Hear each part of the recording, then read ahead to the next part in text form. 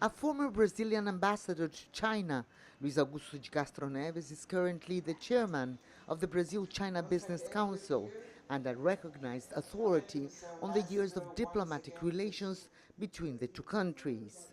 To the extent that we have expanded, strengthened, and deepened the relationship between China and Brazil, we have discovered new fields of cooperation. So the prospects of going ahead are very good, are very strong. China became Brazil's largest trading partner in 2009, and commerce between the two countries has grown virtually every year since then.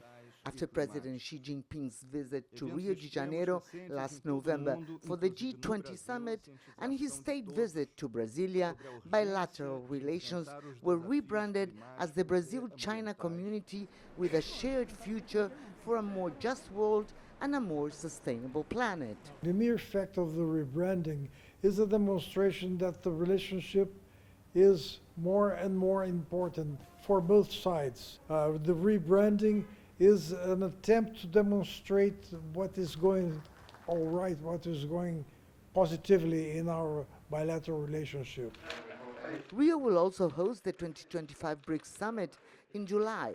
It will focus on the newly expanded group, and Castro Neves sees significant potential to further enhance China-Brazil bilateral ties, particularly in infrastructure and sustainable energy. Infrastructure perhaps is one key strategic sector, and the Chinese are very good at investing in infrastructure. And this is certainly one bottleneck in the Brazilian economy, is to not having an adequate infrastructure which might circulate the goods and services produced by the infrastructure itself, by the economy itself.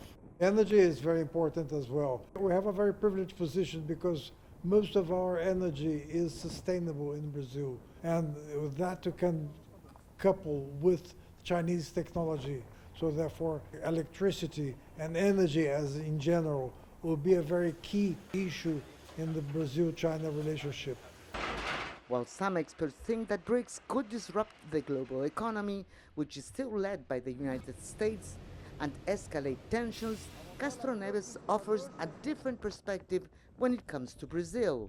Historically, Brazil has had only one side, the Brazilian side. The national interest is what weights decisively in our options as far as our foreign policy is concerned. So therefore, we want to explore interests which are mutual with China, with US, with the European Union, with Japan, with the rest of Asia.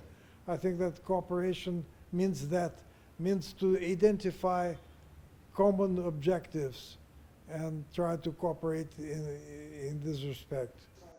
Regardless of the direction that BRICS takes, Castro Neves thinks the summit will provide another opportunity to strengthen Brazil-China relations. I think the presence of Chinese firms in Brazil is fantastic. It's more than 200 Chinese firms which have already been established in Brazil. So it will be a good occasion to demonstrate that the 50 years of a success story is going on. Lucrecia, Franco, CGTN, Rio de Janeiro.